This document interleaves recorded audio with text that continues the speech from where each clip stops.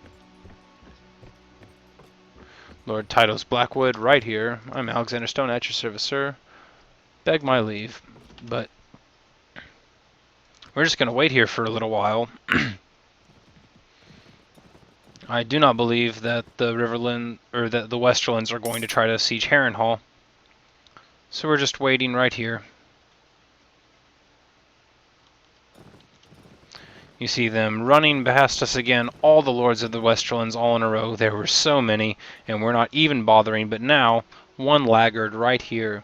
Is he going to be worth catching? Is he small enough to catch? No, that is Kevin Lannister. He has 149 troops. We are going to run right back into Harrenhal.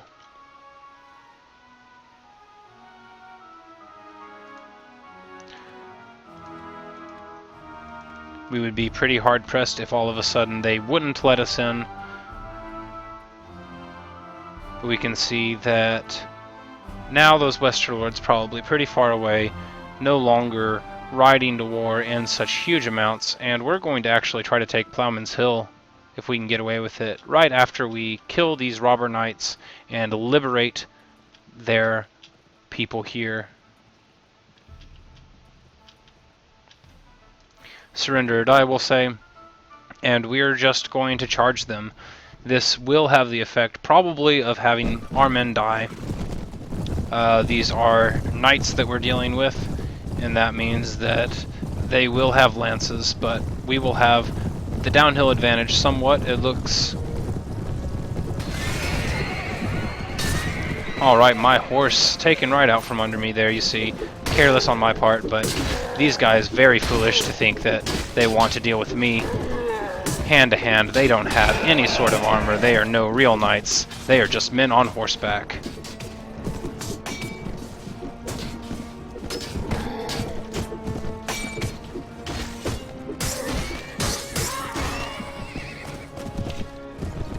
And we're just gonna mop this up and see if they have anyone good in their retinue, but we might just end up leaving them, moving on, happy with what we get. Maybe we'll get a destrier or something out of this. That'd be pretty cool.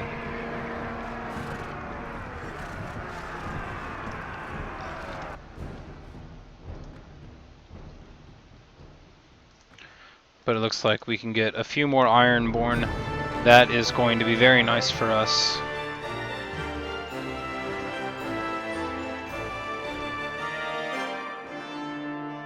Going to release that Raider leader because, after all, he does not become anything that we are real fans of when we grow up. He's just a stopgap. And we see that in order to get more Ironborn, we're just going to drop these Vale guys and the Reach Glavemen as well. We don't care what level the Ironborn are, we will take them very young. We will raise them up the way we want them to be. The archers of absolutely no use to us, however. Of course, they are not our cup of tea. How did we only grab one spearman? How did we get rid of all of these? I guess we'll just take these Vale men-at-arms, and we'll maintain our hopes of having them upgraded to Vale Knights eventually. And now we're just going to drop off at Maidenpool. Sell this off. Very action-packed area to be living.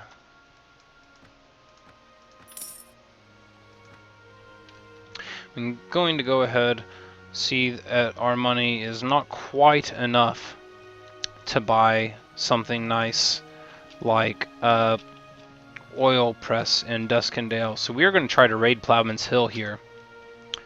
Take a hostile action, loot and burn this village, and hopefully no one will come to stop us. We know that the Lords of the Westerlands were very far away. That Lord didn't look like he wanted to mess with us. We are looting this. Very nice indeed. And we're just going to buy or take these cloths and flax bundles, that sort of thing. We don't have enough space in our inventory to actually make most of the money from this. It's pretty sad that we just basically do that for nothing, But we drive these cattle onward. We're going right back to Maidenpool. In the morning, we will go to Duskendale and sell some stuff there as well.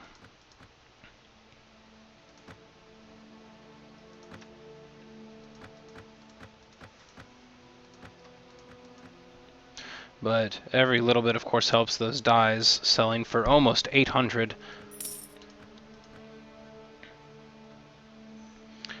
And what kind of horses? That's right, just the champion destrier that is strictly worse than the heavy destrier.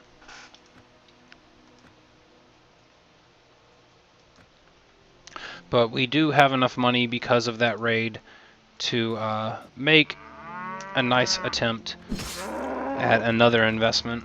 A word I'm sure that we're all sick of hearing by now, but money is what makes the Game of Thrones go round.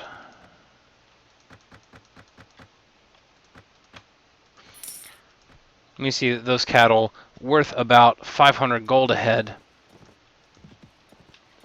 So we are carrying 1,500 gold in our backpack. And wherever these Stormlands lords are going, that's pretty interesting. And I have to say that I am interested in going along too.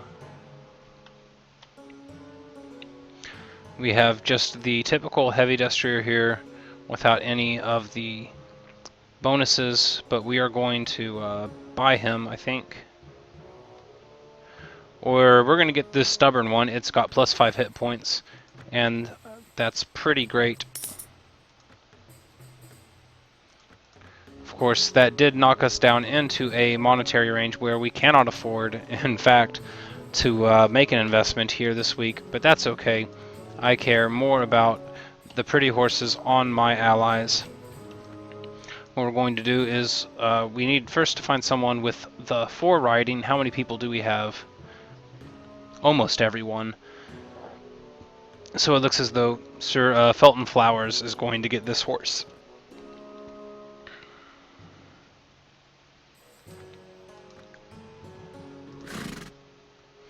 He did have a champion courser. We will keep that in our backpack with our other horses in case some of our horses get injured.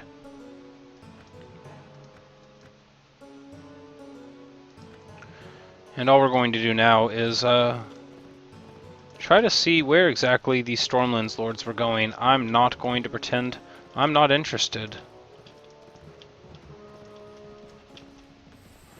See, they're just running down some broken men. Nothing of note happening there, but it said they were going to Silverhall, and if the Stormlands take Silverhall, they did take Silverhall. Just really getting all over the map.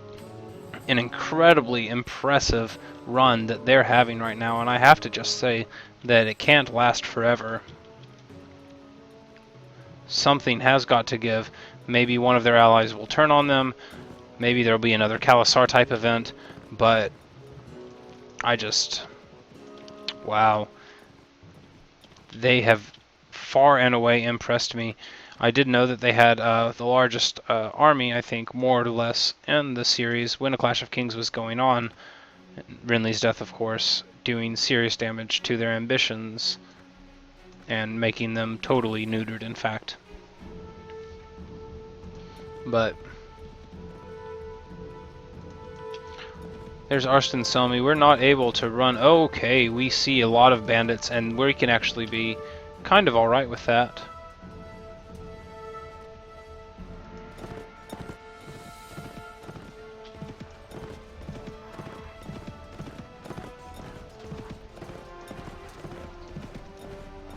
And we're going to catch them. We do catch the bandits really badly out.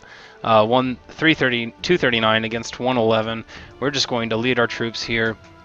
They made the wrong turn, and that is certainly going to hurt them in this battle. We're going to lead our troops, everyone who will listen, very far off to this side. We brought 26 to this battle. It will be mostly our cavalry. If not entirely cavalry, might have some archers there at the back. But because of this, we are going to make a very, very broad berth on them.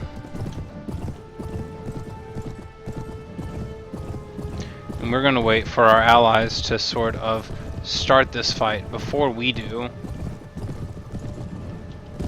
We're just going to get high on this ridge, if we can.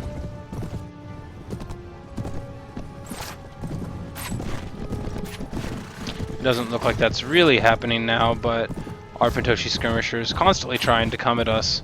We're just really now going to run the opposite direction from all of those knights. Okay, we see that these are our sergeants here on the ground. Will our allies ever help us out? Yes, they are now charging. That means it is time for us to charge. I'm getting off of this horse and getting my mace out. I'm not even going to take the damage. There's no way it's going to live very long at all. We're just going to be doing all the damage that we can do, just really crushing the few numbers that they do have in this battle, and trying essentially to not let them unhorse too many people, because their reinforcements will be much easier to deal with if our horses are still alive. But it looks like we are going to have handled this quite well. It is all over for them. Their reinforcements coming in bursts of 30. That's quite alright with me.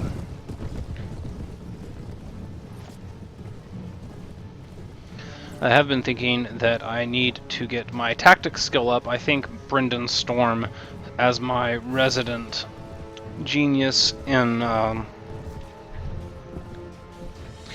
matters intellect, is going to be what I go with there.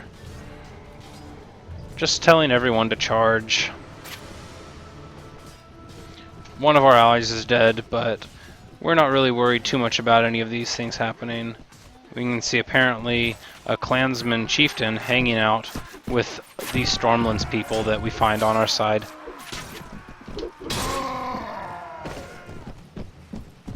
But especially given the good relationship between the Stormlands and the Reach, who I have made serious investments in Ashford, I think I really just might eventually give up my contract with Tyrell and start going with the forces of Renly Baratheon, although, as my uncle, he has a claim to the throne that's stronger than mine as a bastard, and he's not likely to legitimize me. We can work with that wrinkle when we get to it. We do, of course, have extremely high renown now, several hundreds, putting us in the level where everyone would know our name. They would know that we are a very capable battle commander, and maybe we only command 100 men, but they are 100 very dangerous ones. Giannis there, carrying some javelins.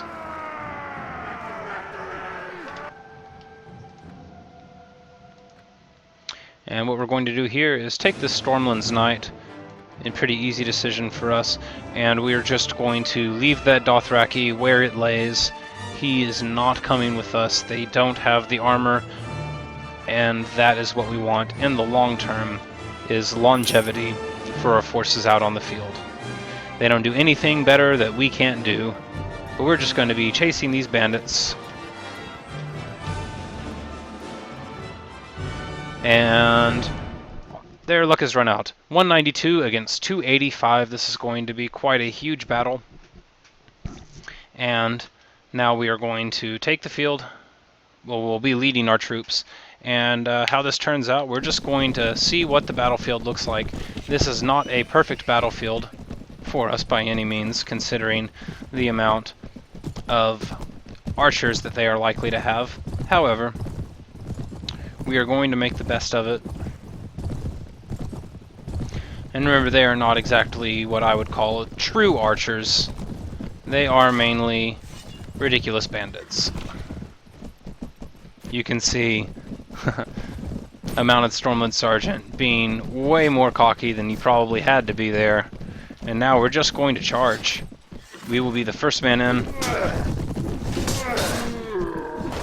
And this Morning Star, really very incredibly effective at changing the tenor of a battle so quickly. I mean, with 4 or 5 kills already, that is, 10% of their people done. Is that another kill? 10, 8... how many, it doesn't even matter at this point. They are totally crushed, totally routed. And you see, wow, I mean, just 31 killed in as many seconds, it felt like. Their reinforcements are here, but we are all charging to them. They're never going to get away. We just have to feel at this point that the cavalry that we have and the tremendous two-handed weapon advantage that we get, or tactical advantage we get from two-handed weapons, I should say, is really going to make the rest of this battle a foregone conclusion if we're lucky. There should be a ton of experience to be had, so much money to be made, some good loot. A masterwork longbow might be in the cards, who knows. It is not unthinkable. We can see here just totally wading into our foes. They are just falling before us. Really terrible situation for them. 62 dead, 34 wounded, and that's not going to get better for them anytime soon. They're charging my men, but turning their back to me. Unsafe decision making at its strongest.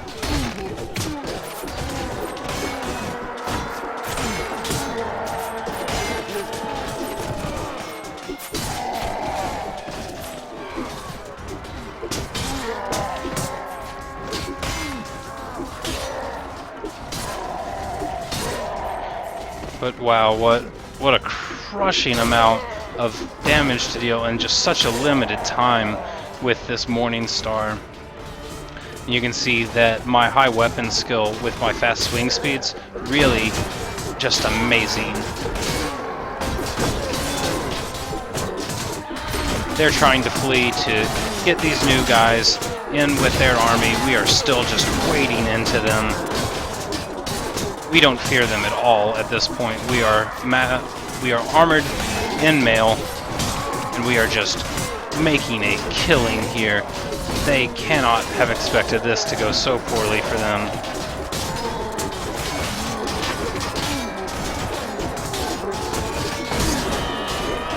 We are just constantly moving at the margins of this melee and showing that if you turn your back, you can count on dying. How many are left? Almost none left. Oh my, so many killed in such a short amount of time. My body entirely covered in blood. I mean, look at my face. Look at my armor. Even the back of my shield covered in blood.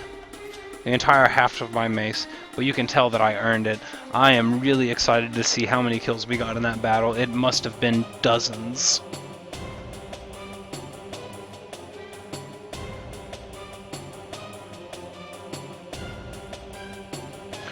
However, all of our men have been unhorsed, and we're just now going to have to wait for them to make the run off of this battlefield. Wow, what a battle that was, and you can see very clearly the benefit of mail armor there on the battlefield, and then plate above that. Their bills, their axes doing very little damage to me, and with that very big broad shield across my back protecting me as well. It's just a really nice setup.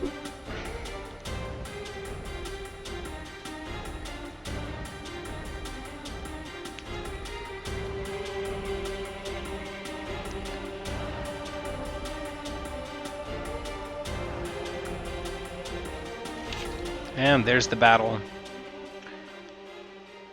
And we did have 58 kills. Nearly 6 kills, or almost a fifth, more than a sixth of all the kills had by Alesander Stone and his massive warhammer, making Robert Baratheon proud.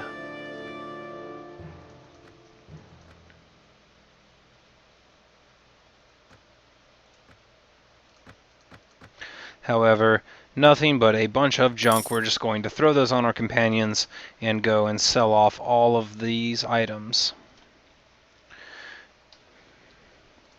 Brendan's Storm with the upgrade. We're going to Ent, and then evidently he has no points in tactics so far. That's disappointing, but we're just going to have to make the best of it anyway. His next level will go to tactics as well.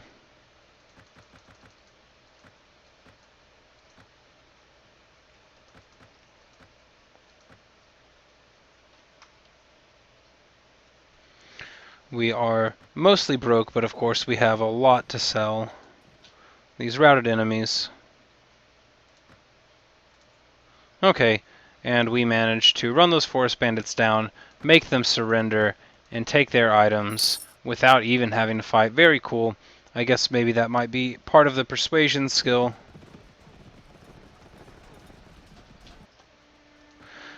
Now it is 156 against 58. We're just going to charge them down. We don't have any worries in this fight. We are in a slightly wooded area, but it isn't too wooded. And we are just going to now begin making a killing. You see our allies up here on our high quality horses, feeling pretty cool about ourselves.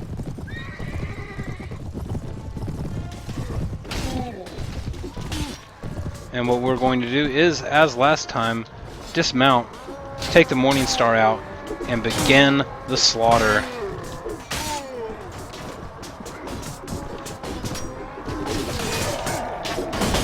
They think that they have that sergeant on the back foot, but nothing could be further from the truth if he can just hold on a little while longer, that night, that is to say.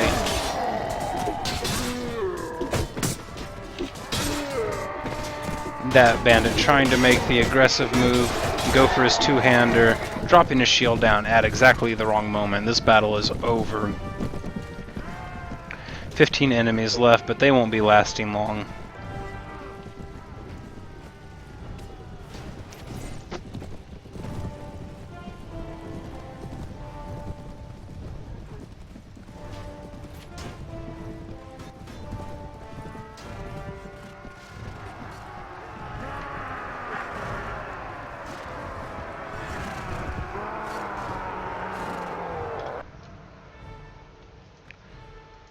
Hugh Grandison telling me I saved his life. That's not true, but it's polite of him to say.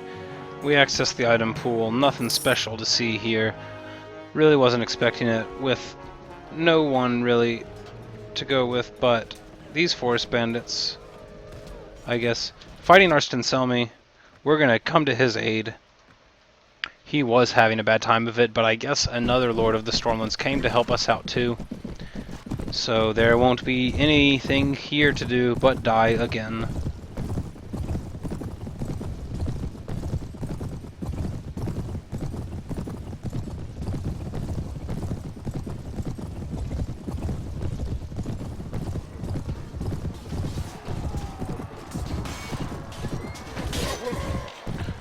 All that lance damage. You can see that we broke the shield with that one.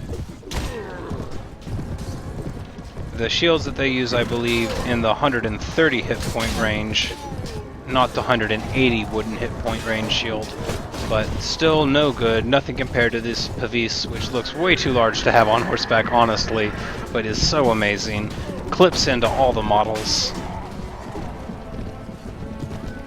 But that is all that was written there. And those Stormland sergeants of mine, and possibly my ally, just really cleaning up.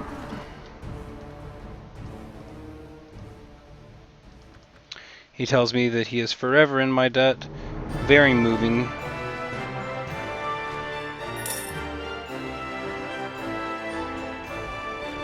You see that there is another battle with these forest bandits, and we are going to jump in for Casper Wild and charge this enemy as well. Canute Bandside with the level up. Probably not going to be anything super impressive, but that's fine. We're just going to charge. That's all we do. Other people make wise tactical decisions. We charge, jump off of our horse, and then pull out the Morning Star, which is just what we're going to do now. We're not even going to go in. We don't want our horse to get hurt. We have somewhat broken our own cavalry charge by getting in the way, but it doesn't matter. We are our own cavalry charge. Okay, a bunch of guys with two-handed axes coming after me. They were braver than they should have been, though. You see now, all of them dead. All of them. Everyone who stands up to me just perishing in basically one hit. We try to aim a little bit high and get that forward movement for the extra percentage points, giving us the damage between a near-fatal strike and an absolutely fatal one. But this fight is about over.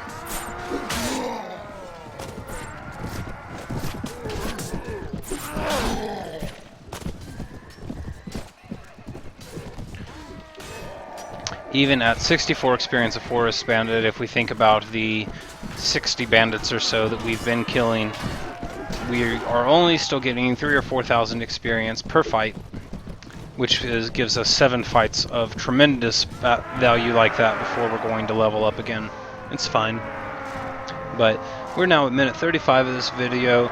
It's a good stopping place. We're not going to do what we normally do with the housekeeping and all of that. We're just going to run to the nearest town, save it. We're going to go to Felwood, and we're approach the gates now. Putting this down to save and quit. Thanks for watching this latest edition of Mountain Blade with Tarquin, and I hope you have enjoyed it.